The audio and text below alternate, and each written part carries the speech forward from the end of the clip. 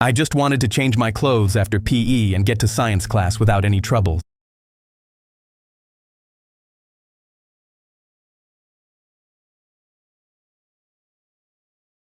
Then, as I was sitting on the bench, one shoe off, one shoe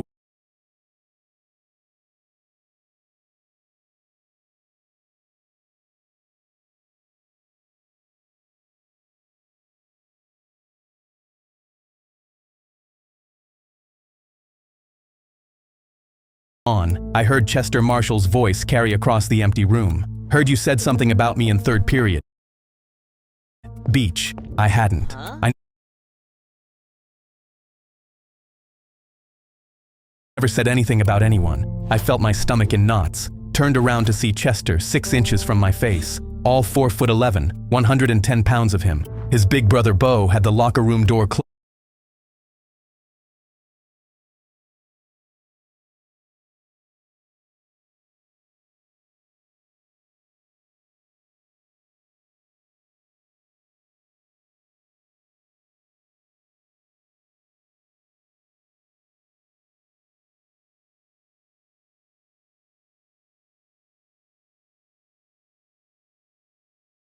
As he watched with his arms crossed. Bo's twin brother Cody leaned against the lockers, looking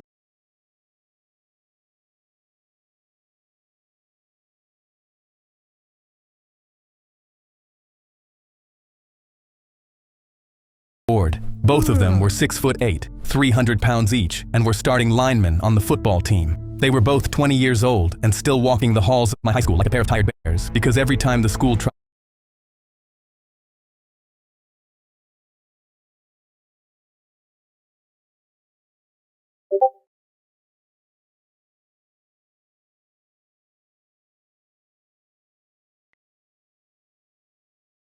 to graduate them, they punched somebody and got held back a year. These were the notorious Marshall brothers. Chester knew no one would mess with him because they were terrified of his massive brothers. Chester looked at his right hand that had a scorpion tattoo on the inside of his wrist. Have you ever felt a scorpion sting? I stayed still, thinking that if I didn't respond, I could just disappear, and would maybe be better. I was wrong because he slapped me hard across the face. My fists clenched up, pure rage flooded through me. I felt the muscles in my arms lock and my weight shift forward, and for half a second I almost let myself tear his head off. Then I saw his massive, monstrous brothers both watching me very closely. Chester smiled, grabbed a fistful of my hair, and drove my face into the metal of the locker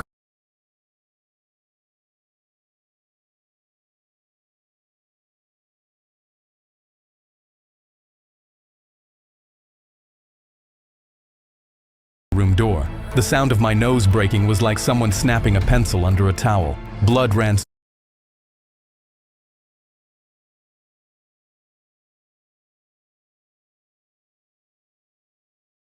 straight down my chin and started dripping onto the tiles. His knee came up into my stomach, folding me over. He whacked me across the back of my head with 2 more punches, sending me down to the ground. And he started kicking 3, 4, 5 times in the ribs, his sneakers pounding into me. I curled up because there was nothing else I could do, and I emotionally detached because I had to, in order to deal with this. Stay down, piss boy.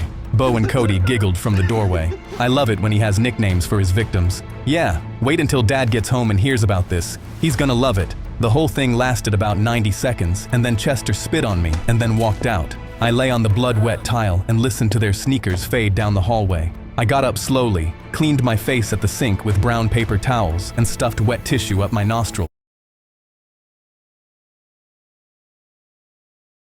until the bleeding stopped. I felt like such a pathetic, helpless loser. Then I realized that this had gone on for over a year, and I needed to report it. I went and told the principal, and he was shocked. Chester, you expect me to believe that little shrimp is actually hurting anyone? He's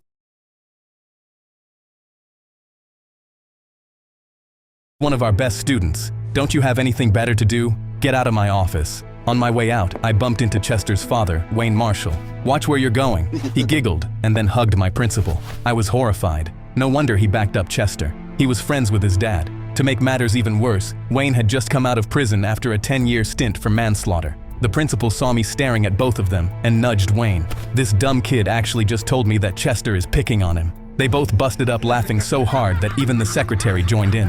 I felt so small. Then Wayne called out, "Yeah, all 4 feet, nothing of him." They cracked up even harder as the principal blurted out, "Stop, stop, you're gonna make me piss myself." The entire office erupted in laughter. I shook my head and left feeling hopeless. I felt invisible, like I didn't matter or exist to anyone. I had no one else to turn to, so I went home that night, sat across the kitchen table from my dad, who was an ex-Marine, and I told him everything. He didn't say anything for a full minute, then looked at me with a cold, hard glare that I had never seen before. He stood up and grabbed his keys off the counter. "Get in the truck." We drove for 30 miles in silence. Then he glanced over at me. "This is on me. I thought I had trained you better to defend yourself. I'm really sorry, son. I think it's because after your mother died, I didn't want to be too hard on you, but that's gonna change now." That made me really sad because I knew he had always tried to do his best. I didn't ask where we were going, and he didn't tell me. We finally pulled into a strip mall park.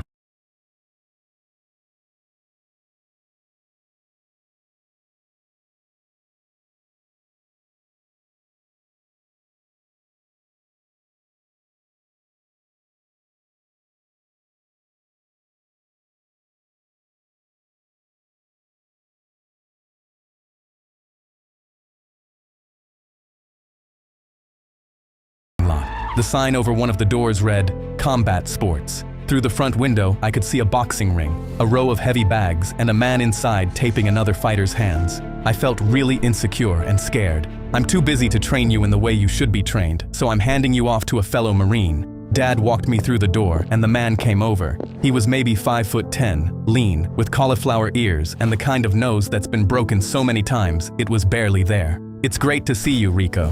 They shared a hug. "So, this is your boy, huh?" "Yeah, he needs to learn how to handle himself. The real shit. Don't go easy on him." Rico looked me up and down. He pressed on my shoulders, felt my hands, and noticed the way I was standing. "Rico didn't believe in conditioning you slowly. He believed in throwing you into the deep end and seeing if you remembered how to swim.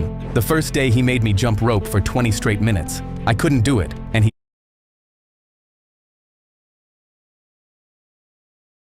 didn't care. He stood there with a stopwatch, and every time I tripped, start over. By the end of the 20 minutes, I was on the ground throwing up into a bucket while he made notes on a clipboard. I looked at myself in the mirror that night and saw Chester's ugly face taunting me. "You ain't nothing but a weak-ass little piss boy." I felt terrified that I wouldn't be able to do this. The second day, he put me in front of a heavy bag and showed me how to throw a jab. Just a jab. For an hour. Left arm out, retract, left arm out, retract, until my shoulder was cooked. Every jab I threw, I saw Chester's face laughing at me on the heavy bag. "You missed, piss boy." I punched the bag harder and harder, using his words as continuous motivation. The third day, he put gloves on me and we sparred, or at least that's what he called it. I called it being hit in the face and the liver for 10 minutes by a 40-year-old former pro who was holding back just enough not to kill me. By the end of the round, I was crying. He pulled the gloves off my hands. "Save your tears for someone who cares. See you tomorrow." I went back the next day, and the next. I'd still get emotional after getting hit. Rico pulled me aside.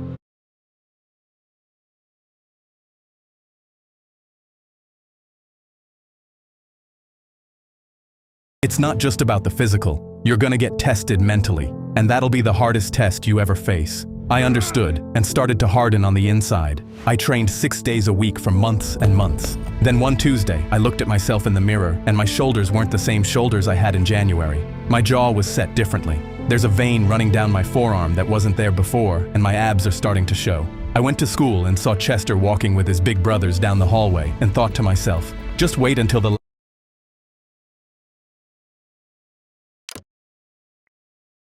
Alright, sorry guys. Last day of school, you piece of crap.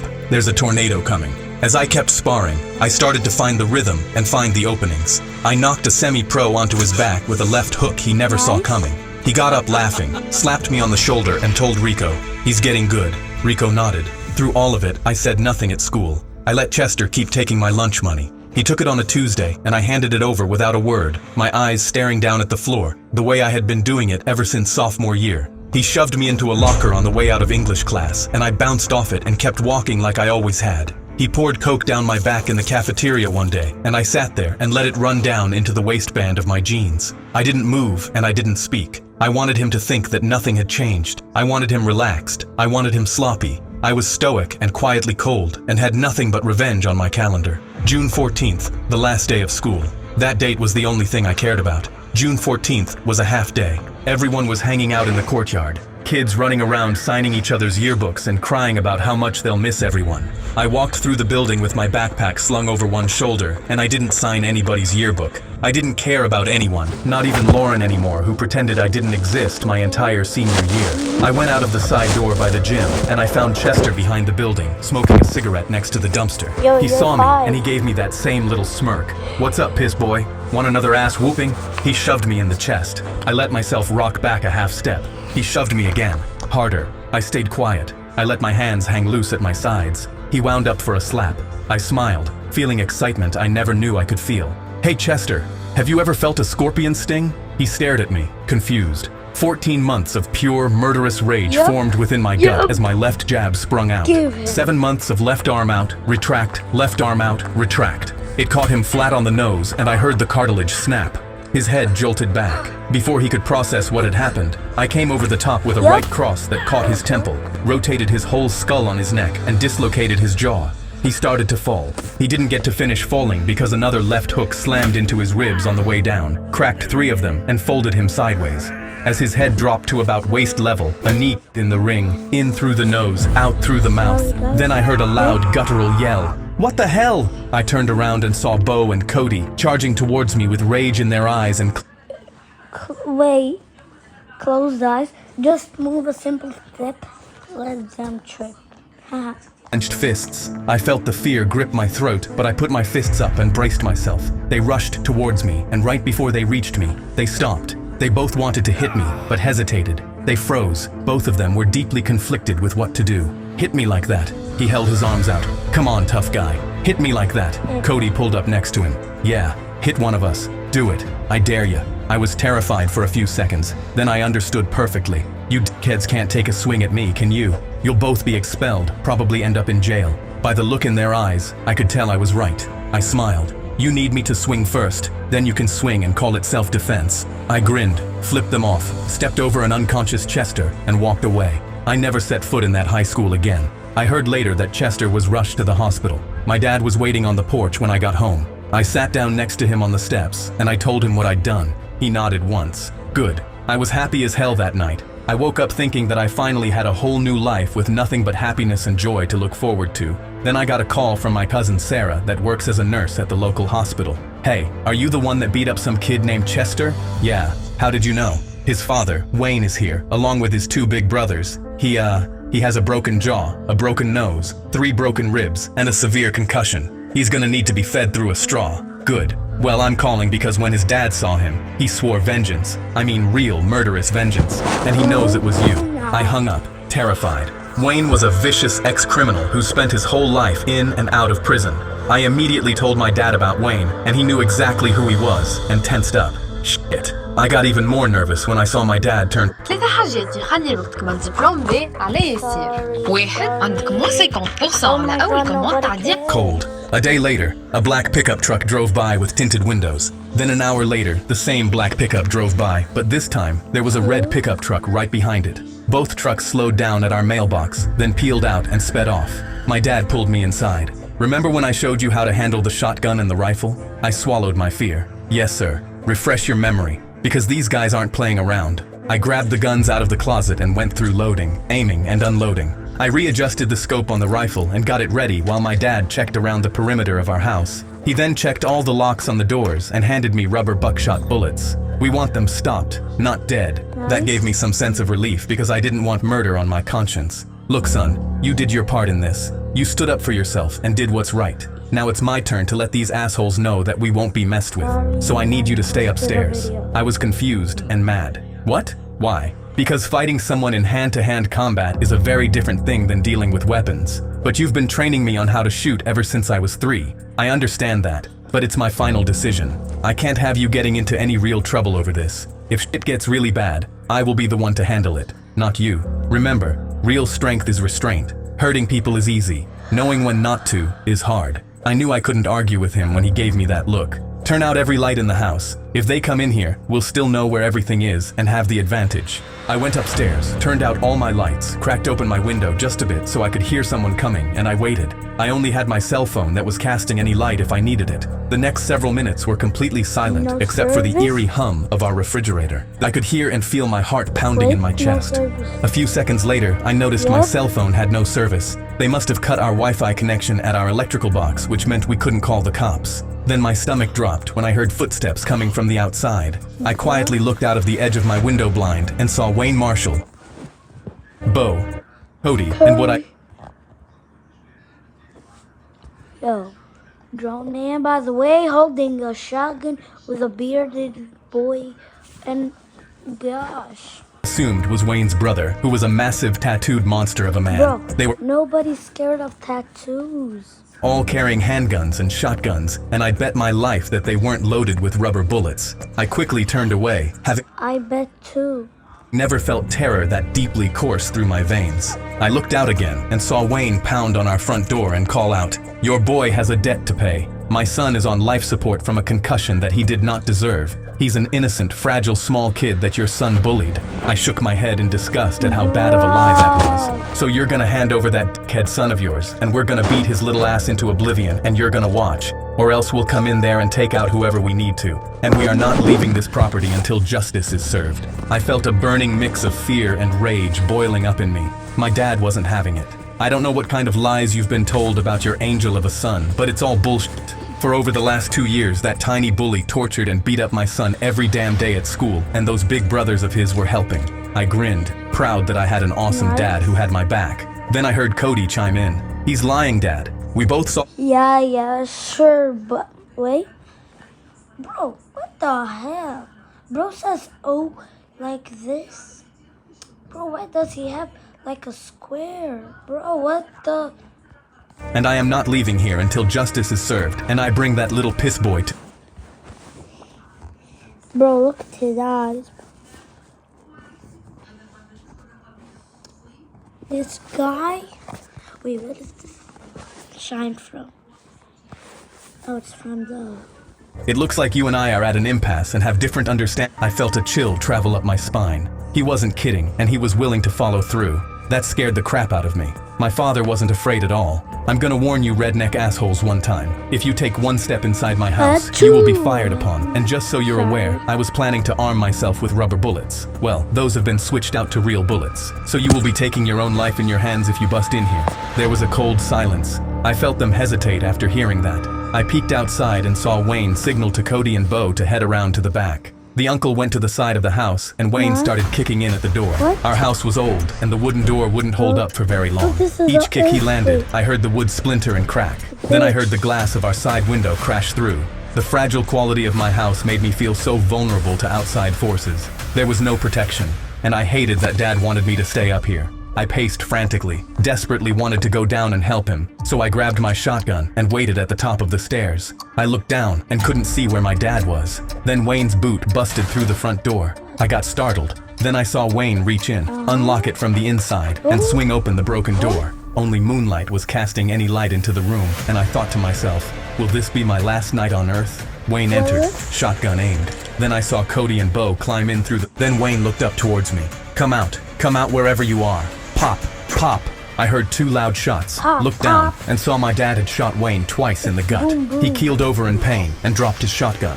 There wasn't any blood, which meant my dad still used rubber bullets. I was relieved to see that, but grew even more fearful when I thought that his brothers and the uncle would retaliate against my dad. Cody saw me at the top of the stairs and started rushing up towards me. I held my breath, readied myself, moved to the side of the hallway, two, waited for him to come up, three. and as he stepped over the last step, I slammed the hardest roundhouse kick across his face that I've ever Nice. thrown in my life. I heard the bone of his nose bust as he tumbled back down the stairs in a heap and smacked into the floor at the bottom. I heard him yell out in agony, looked down, and saw that he had landed wrong on his right leg and broke it. It was crooked and mangled. I felt vindicated because it was the perfect kick, then fell back into sheer terror when Bo aimed his gun up at me and fired 3 times. My ears were ringing, heart pounding out of my chest. My dad called out, "Put that gun down right now, son." He was talking to Bo. I'll take out your father if you don't. Bo hesitated and turned around to see my dad standing behind Wayne with his shotgun aimed at his neck. If you take any more shots at my son, I will end your father. Do you hear me? I was amazed and alarmed at how calm my dad's voice was when he said that. Then everything took a turn for the worse when their uncle tackled my dad from behind and slammed him down to the ground. He had snuck in from the back door. Wayne, the uncle and Bo all aimed their guns down at my dad. I froze, panicked. I couldn't just let them hurt my dad. Wayne kicked my dad a few times in the ribs and looked up at me at the top of the stairs. You better don't you dare come down here, son. Don't worry about me. I'll be all right. I barked at him. I won't sit back and let them hurt you, Dad. I'm coming down. I slowly walked down the stairs and stood in front of them with my hands up. My dad was laying on his back and had positioned him. Like half of it is like, yep, come, don't come, I'm coming, don't come. That's why. Near Wayne's legs. I made eye contact with my dad and was searching for some type of signal, but didn't see one. If I was about to take the worst beating of my life to save my dad our school had ever encountered. And I think deep down, you know the truth about him. I hadn't ever hurt anyone my entire life until your son brought nothing but violence and hatred toward not just me, but every kid in the school, boys and girls. And your other two sons not only allowed it, they supported it. Wayne smiled as if he was proud of what they did. I raised them to be tough. If you can't stand the heat, get the hell out of the kitchen. So you think hurting me, but I will take them to the grave with me. So help me God. And I was prepared. I knew that I needed. My dad nodded back, so I quickly tripped him, wrapped his legs around his neck from below, and put him in a strangling chokehold. He was unconscious within seconds. Wayne was the last man standing. He saw that both of his sons were taken out and realized that the uncle was also unconscious. So my dad swept his feet out from under him. Hey Wayne. I helped my dad up and embraced him. I've never felt more relief and satisfaction in my life. The police finally arrived and carted all 4 of these idiots out on stretchers. We'll all be joining him for 5 years. He had a look of empathy and was hoping that I had forgotten that he did nothing to help me. No hard feelings, right, son? I ignored his hand and flipped off. Eat a dick. His face turned green with embarrassment because I made sure all the other teachers heard that. Then I walked past Chester, who was also graduating. He was still really weak and sitting off to the side. His jaw was wired shut. I leaned down to him and whispered, "When I think about how bad I beat your ass, it gives me the warm and fuzzies." Alright guys, this will be end of the video. I hope you did enjoy it. Peace. I mean KJJ with you always. Peace.